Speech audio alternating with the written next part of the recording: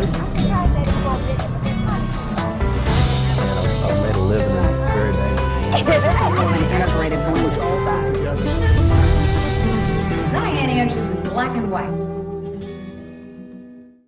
Welcome to Dianne Andrews in Black and White, and I'm your host, Dianne Andrews. Thanks for joining us in our 3 million homes, including New Orleans, Baton Rouge, Lafayette, 50 parishes in Louisiana, and 4 counties in Mississippi. We also appreciate your viewership and trying to get more subscribers to our YouTube channel, and also follow us on our social media outlets if you can't friend us. We need more followers. First, I bring this to you as my charity give back to the world, so we're trying to keep it going. So come on and follow us, but be sure to subscribe to us on YouTube. You know, I've been doing shows on COVID-19. I brought back my Black, White, Blue Lives Matter series where I talk about police brutality, which is terrible, but also black on black brutality, which is 10 times, really more than that, about 20 times more deaths a year from black on black than it is on police brutality, the killings. No one can deny the horrific killings, but also there are 2 sides to a coin. And let's get rid of the bad cops, but let's also get back into our communities and try to lift them up and see what we can do to cut down the 7,000 black boys and little girls even accidentally shot by being in a car at the wrong place at the wrong time in Chicago or New Orleans or even Baton Rouge. So I'm going to talk to you today. We're going to take a different twist to this. I wanted to do something on hope for the hopeless, the title of my guest book, to show you a story of a man who was given a second chance. And that second chance, by following the path that God has set out for him. Come on back to Dianne Andrews after this quick break, and let's talk to this man who was in the Cuban drug cartel, who has written Hope for the Hopeless. It is a path of a redemptive journey. Come back to Dianne Andrews in Black and White.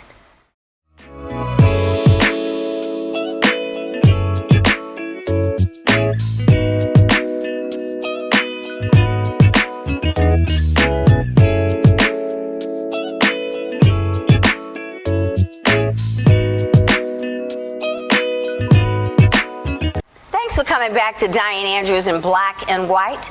And you see my guest, Mike Jones, who is the person who has written Hope for the Hopeless and who has a journey that is beyond belief on where he went and then where he is today. In his heart and in his spirit, where he is today and where he came from. This is a man who graduated from Southern University with a BS in management in 1982. But before that, his father was a professor at Southern University. His mother was a teacher and went on to be a principal. So we're talking about a middle-class family who lived in the black utopia at that time, Southern Heights. There were 3 children. One of his brothers is a mechanical engineer. His sister owns 2 charter schools. So he was the black sheep of the family because at 14 he was drinking. At 15 he was smoking marijuana. At 19 he was using mollies and pills. I didn't even know what mollies was. He said it's speed. And then by 22 he was on cocaine. So Mike, let's talk to you a little bit about this journey, or how did you go from that? You had a degree, you went to college, but you were always the black sheep in the family. Right. Because they went on to do different things than you did. What people would say the right path, right? The middle class path. And you were out in the streets, but hey, you were wearing gangster alligators, and you were looking the part. Did you just like the feeling of doing drugs, or do you like that lifestyle, the job? You know, this was the 80s. What made you get into this? Yeah, well, first of all, I remember getting started back. We were on a class trip in 1975. That's in the 70s. That's in high school. And my daddy happened to be one of the chaperones. And when he went to do a room check, he smelled marijuana coming from the room. So at that time, I was a schoolboy, you know, clean-cut Catholic altar boy. And I knew nothing about drugs. My mom always told me to stay away from drugs. Anybody that used drugs were crazy. But that wasn't enough to keep me away. So I found out most of my friends were involved with drugs at that time.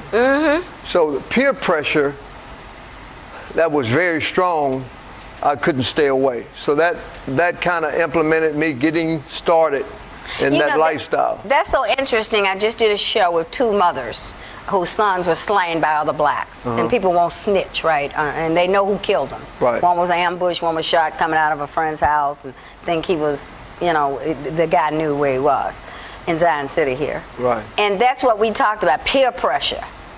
One of the sons, you know, he came from two families. This is not, you know, neither boys were on drugs. One was Louis, the badass. He was a big rapper, big time local rapper here. Right. And all his friends, of course, didn't have what he had. Two family home, he always got everything he wanted. His friends were jealous of him. Right. Peer pressure, though, she tried to stop him from hanging with those kind of guys. Yeah. So that's the biggest thing in a black child's life. That's why a black father is so important. But you still wouldn't listen to your father. Right. Well, basically, like, your friends became your environment. And you didn't want to be a square. You know, nobody wants to be an outcast. So you want to fit in. So basically, peer pressure Even though you had a overload. daddy, you know, you hear this from a lot of guys in the gangs. I Yeah. want to fit in because I only have a mama. Right. I don't have anything. We living in the hood. We in a Right. project. So it Right. was the same for you, and you had, quote, everything that a black kid could have at Right. that time. Yeah. You had a car in college, didn't you, or when you Right. graduated? Right. Yeah. Yeah. I was a privileged kid, could get anything Talking I about wanted. white privilege, you had black privilege for the day. Right. Yeah. Yeah, was spoiled, you know, had everything at my disposal. But still, that was something that I was curious about. And curiosity overrode other everything lifestyle. else. Yeah. Or just drugs, just the drugs. Right. So once, okay, on a class trip, your daddy said, okay, well, who's smoking this marijuana? And Right. Well, he did a room check and he smelled marijuana, but it was so prevalent in the room to where you couldn't point out fingers, point out who was using it. And one of my Were you using it that day? No, I wasn't using it. I had no knowledge about drugs or marijuana at that time. But you smelled I was 15 years old. I didn't smell it because I wasn't in that particular room. I was in another room. Okay. So the conversation was that these guys were using drugs. So when we got back in that environment in school, eventually I found out because I was curious. Yeah. Because everybody was using at that time. And that's when 15, I think you said you started smoking marijuana. Started smoking right after that marijuana. trip. Yeah. So if that hadn't never happened, if you hadn't, your daddy hadn't found them smoking drugs and brought it to everybody's attention, you may not have started at that time, but you would have started eventually. Yeah. I think I would have got involved with it because, like I said, I didn't want to be left out, didn't want to be called a square, you know. Because and a were you nerd. more privileged than your counterparts? Or were all of these Southern lab kids? Most of them, and the guy that came from Scotlandville for sports at the school that we hung around, my dad had a Cadillac car. You know, most time when we going out on the weekend, Oh, they that was wanted like to be the in style. Mercedes back in the day, the Cadillac. Every black Right. wanted a Cadillac. Right. Yeah. So the Joneses, everybody wanted to keep up with the Joneses. So my And you dad were had really the best, Jones. Yeah, my dad had the best of everything. Had the best car. You know, everything at his disposal. So, you know, most of the people Was your wanted daddy to hang from out here? with us. Was he from My dad's Baton? from Crowley, Louisiana. You from Crowley, yeah. Yeah. You know, I met your father before. You know, Yeah. a lot of people come on my show, friends of mine. Right. Yeah. Yeah. So then you graduated from high school, went up to Right. Southern, and you graduated to Pills. Right. Well, pills were at the age of 15.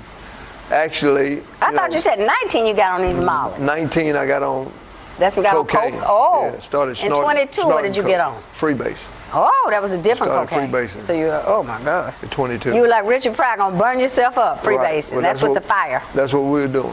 Yeah. But at age 15, I was using marijuana, started drinking at 14, and we were using pills and angel dust, whatever we could get our hands on at our disposal. Now, what is angel dust? Angel dust basically is weed and soaked in embalming fluid. Wow. Okay. Yeah. But Yeah. Mike, you're lucky to be here today, and I mean that's not the end of your journey. You kept on doing drugs and selling drugs for the next 10 years or so. Right. From age 14 to 15 to age 27. So 12 years. 12 years. You were strung out on cocaine and other drugs. Yeah. Pills. Yeah. But you never shot up.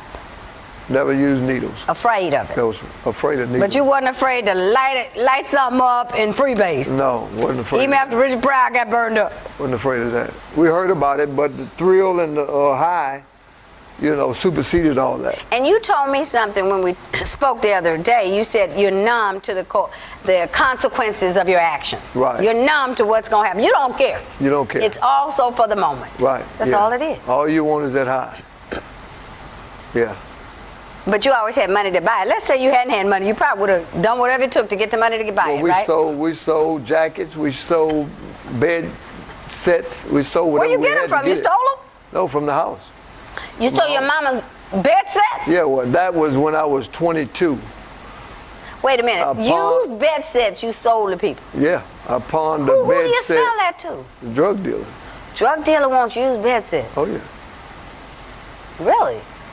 Yeah, well, the exchange is not the same. So whatever it costs, the exchange you get for drugs is way less than what it costs for the material or whatever you pawning. Yeah, of course, yeah. Yeah.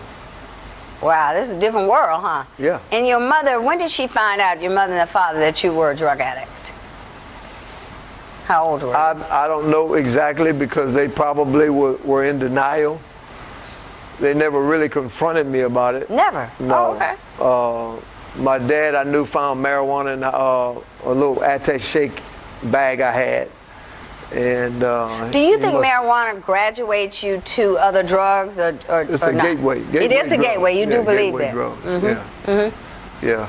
It's a gateway drug, and that's basically initially what I started and graduated. Mm-hmm. So then you went on, you graduated college, and you were at these apartments, right? And the guy from the works for the Cuban drug cartel mentioned you wanted to go to Fort Pierce, Florida. Let's drive on over, right? Right. To meet That's Joe, when I think his name was. I got introduced to Joe, yeah, the Cuban. Cartel, Cuban guy. Right. He was the head honcho for this area for transporting and selling, getting people to sell drugs. Right. What do y'all call runners?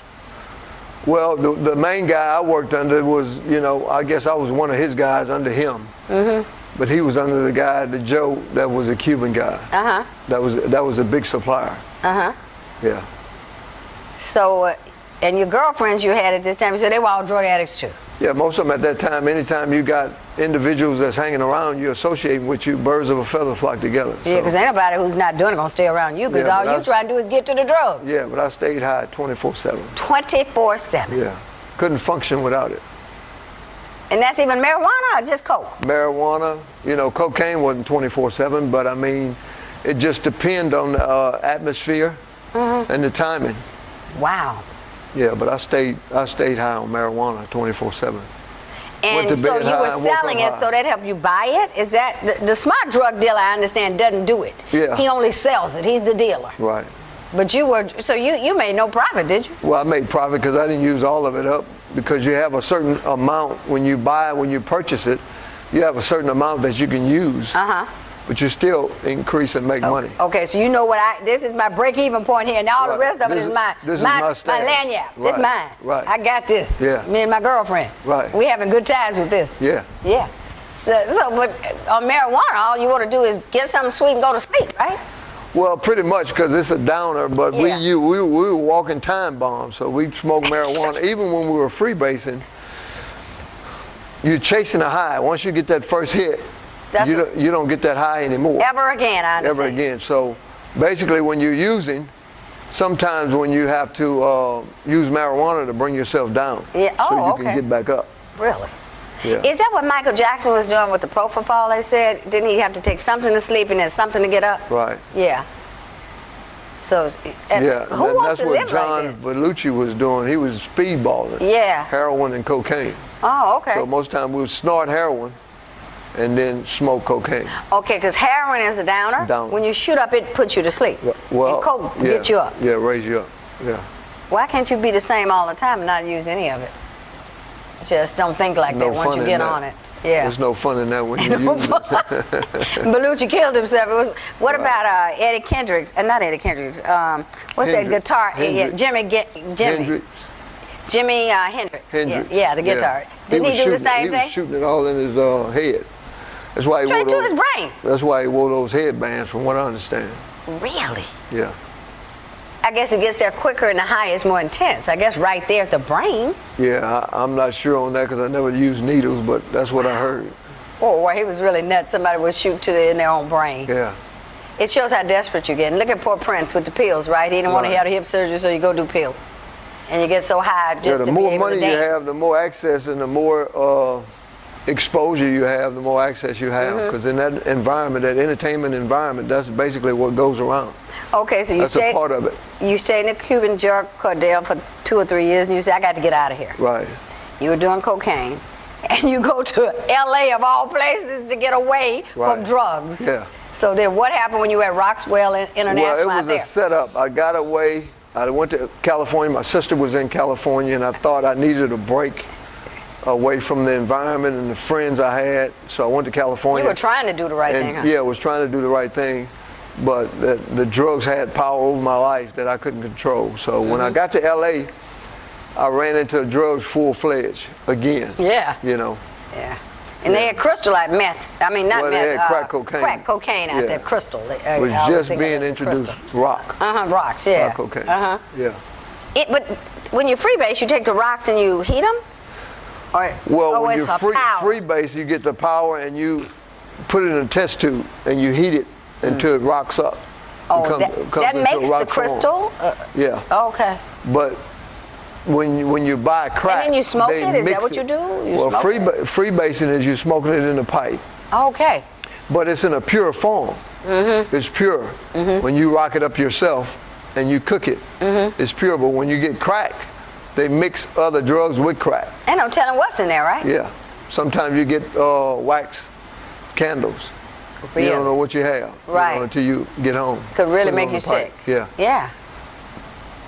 So you're blessed. Nothing happened then. So you're at Rockwell International. You get married. You got a wife from Baton Rouge, out there in L.A. Right. And both of y'all doing drugs. Yeah. She's on drugs too. Yeah.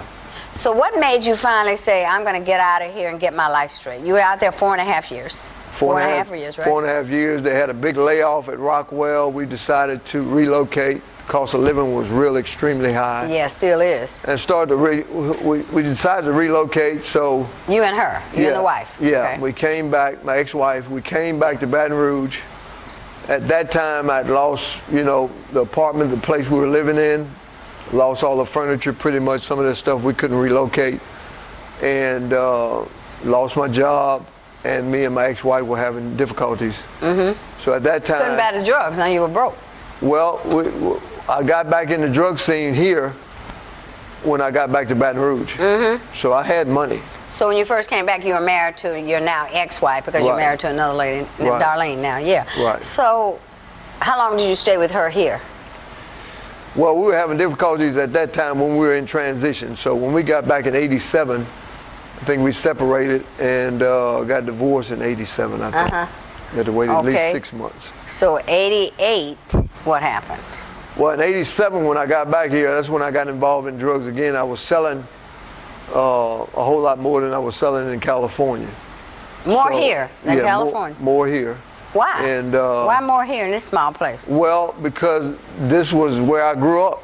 Everybody knew you. Yeah, everybody knew me. They knew you did drugs, sold drugs. Everybody, yeah, you well, were my known as reputation was a drug guy. So that's your the mama them reputation never I knew? had. No, not to my knowledge. They didn't, like I said, they never mentioned anything. Your brother knew. Yeah, my brother knew, but not to the degree of what I was involved in. Yeah. I kept secret. Kept So that secret. did you have to go to like these hood areas to sell it and stuff like that? Who were you selling to? White people, black people? Well, mainly blacks. At that time, I really didn't have any involvement with whites. And then with selling drugs, you got to be careful who you're selling it to. Maybe the cops, huh? Yeah, Undercover you never police. know. Yeah. Yeah. So, 80. So you're here. You're selling drugs. Don't you get stopped? Somebody does something to your mother, right? They break in and put a gun to her head, trying to rob her. Right. Well, when I was selling, You were staying with her. Yeah, I was staying with her in transition from California, and one evening somebody kicked the door in and put a gun to her head. And she didn't know why or who. No, she didn't know what was going on. So at that time, rather than going out in the evenings, I stayed around the house. And when that transpired, my brother was visiting from Philadelphia, and he saw everything I had, and I was sitting on my bed, and he came in the room and told me he was scared for me, had tears in his eyes, and I was kind of getting tired of the lifestyle, and I almost had enough of it, and God really used my brother. He was instrumental in Yeah. helping change my life. Right. Yeah, I'm sure he was scared for you. yeah. And you hadn't even looked for a job when you came back to Hadn't looked for a California, just sitting around your mama's house. Yeah, hadn't looked for a job yet because I had, income coming in. Now, Yeah, you had a job. Yeah, I'd been shot at. They came to raid the drug house at one time, about 6, 7, 8 guys.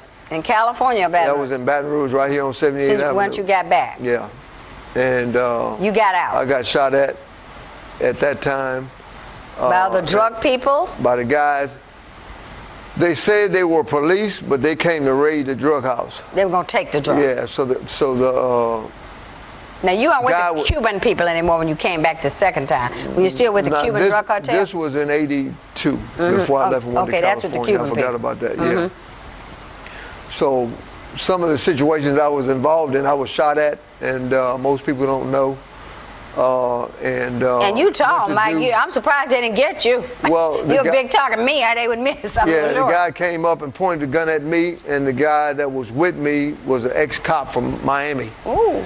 And I kept walking. He told me to stop. I kept walking. I didn't stop. And the guy took his hands and hit him against the railing with the gun, and the gun went off in the area. So he was able to get the gun away from him. Wow. So I knew I didn't want any part of that, so I escaped. But you still kept on. But you still kept on with that lifestyle. Unharmed. So back now, okay, we've gone through California. Back, you live with your mama. Somebody almost killed her. Did they Right. rob something from her? They took a purse and robbed her, yeah. A purse, okay, with a wallet, I'm sure, and her money in it. Yeah. But do you think that has something to do with you? Well, I'm more sure they were looking for me, basically, because you never know who knows your activities. Right. So I'm more sure they were looking for me. And she got caught in the middle of it. Right. And you could have killed, if your mother had been killed, you would. And your mother's still living today. Yeah, she's still living. She's still living today, which is great. Yeah. And I met your father before. He's over in Germany living. Yeah. Right. So they were divorced, though, by this time when you came In back. 87. He wasn't there. Okay. 87, yeah, he was in Germany. So now you're back to almost kill her, and you decide, I'm not going to do this anymore. Well, basically, like I said, You got stopped, though, by a policeman. My brother was instrumental. Yeah. I had the last ounce of cocaine I had. I gave it back to the guy. They called me all kind of Chicken Little and every kind of name they could call me.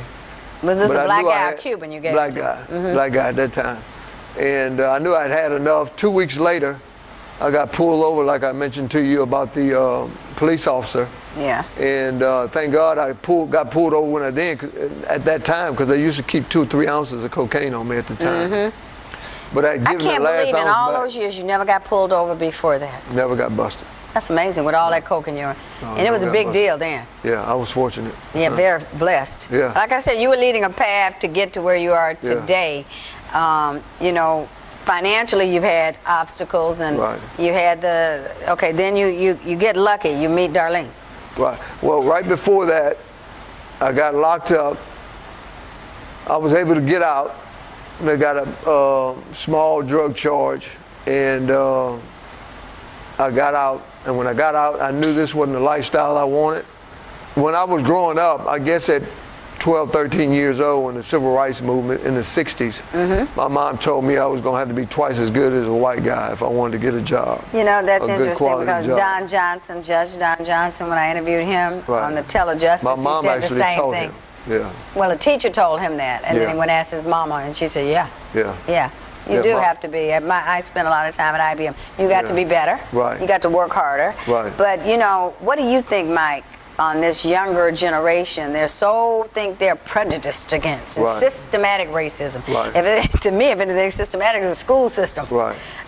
Where you get these poor educations in public school, and these unions are kind of, it Yeah. seems, making decisions that are not always right for the student. Right, yeah.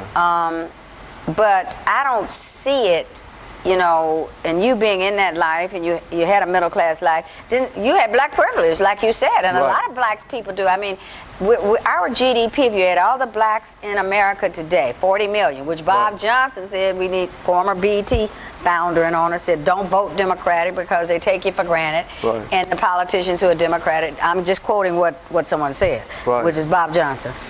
2 weeks ago he had that out, and he said because Democratic politicians are sold out and they sell out black people. Right. Why are we voting in a block? And it's 40 million of us.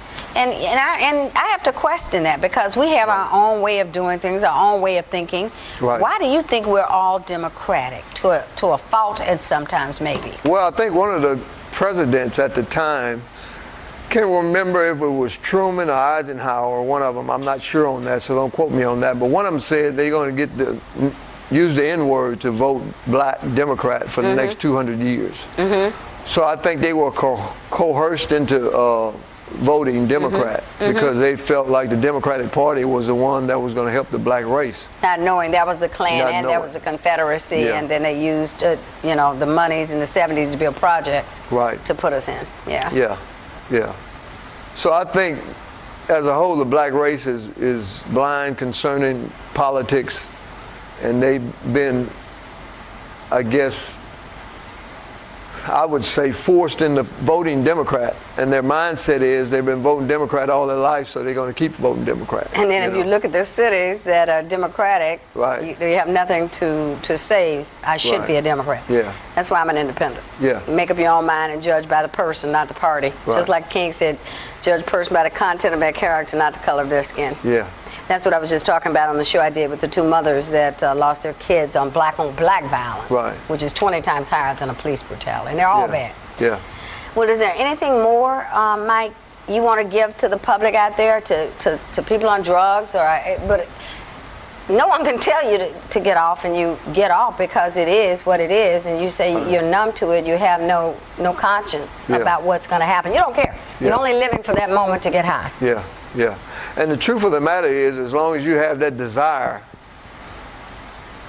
you're going to use drugs. And God is the only individual that can take that desire away. Because you could stop. I tried to stop several times myself, and I might stop, a couple months, and something transpire and trigger that desire again.